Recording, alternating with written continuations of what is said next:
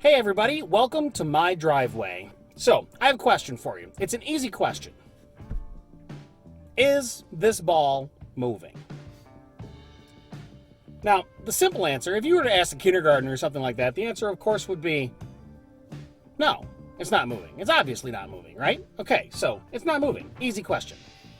Well, kind of. Let's mix things up a little bit.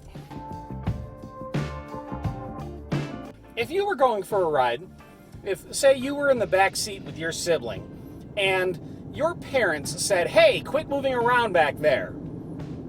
Clearly, what they do not want you to do is to leap out of the car so that you are no longer moving with respect to the ground. So I can take this ball now, and I can ask you the same question again. Is it moving? And the answer becomes less obvious. So I have a ball, it's sitting still in my hand, right? My hand's not moving with respect to my body.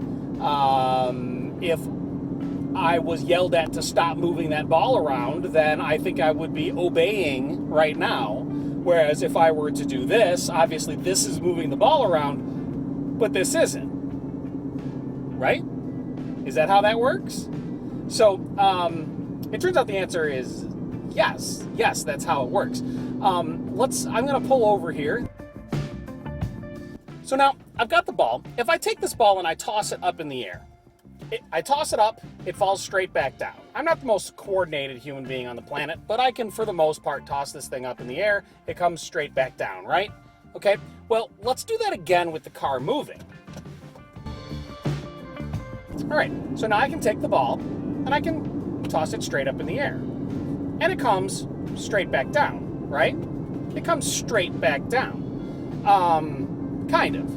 What if you were standing outside the car? Now, I don't have a second cameraman to be able to set this up with a car and so forth, so we're going to do things a little bit lower tech. Check this out. Standing still, you toss the ball up in the air, and it looks exactly the way it did in the car. No surprise. Now, walking, you'll notice I still don't have to move my hand to catch the ball. The ball goes up and comes back down straight from my perspective. But standing to the side and watching, we see an arc. Okay, so what did that mean? You can disagree not only on whether or not something is moving, but you can disagree on how it's moving. One person can say that thing is moving straight up and down. Another person can say that it's moving in an arc.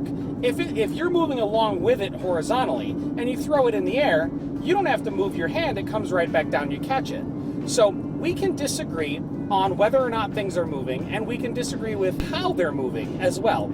And it turns out that there's nowhere in the universe, not even space itself, provides us with a reference point where we can say, okay, that thing's not moving. Most of us use the Earth and say, okay, is it moving with respect to the Earth?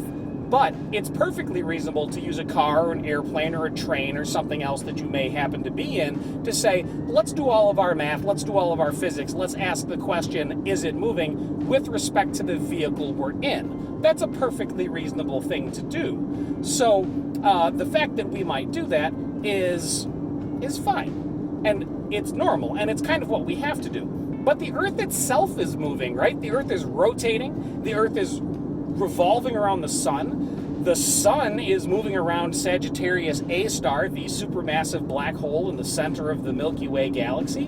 And so all of these things are moving in some way, and in fact, some pretty complicated motion. Think about this. The Earth is spinning, it's going around the sun, which in turn is going around this big loop around Sagittarius A star. But Sagittarius A star is also revolving around the center of gravity of the local group, which is a group of galaxies.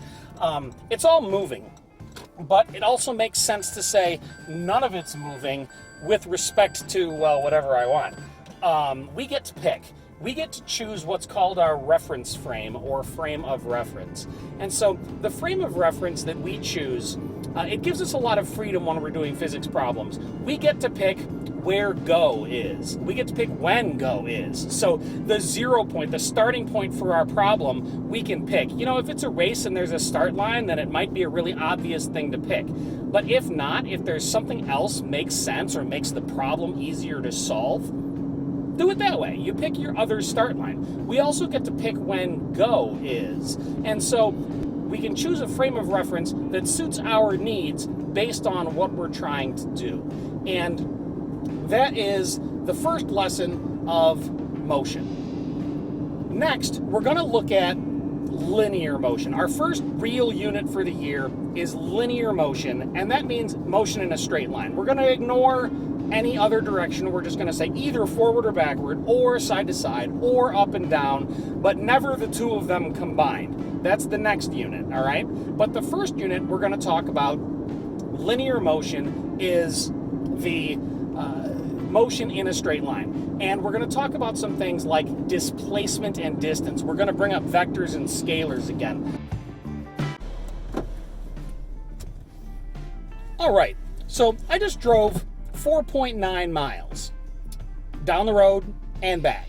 And the distance traveled, 4.9 miles, is very different from my displacement, where I am from where I started. My displacement currently is 0. I'm back where I started. So the direction and magnitude of my displacement is 0, but the magnitude of my distance traveled was 4.9 miles. They can and very commonly do disagree. More on that in the next video.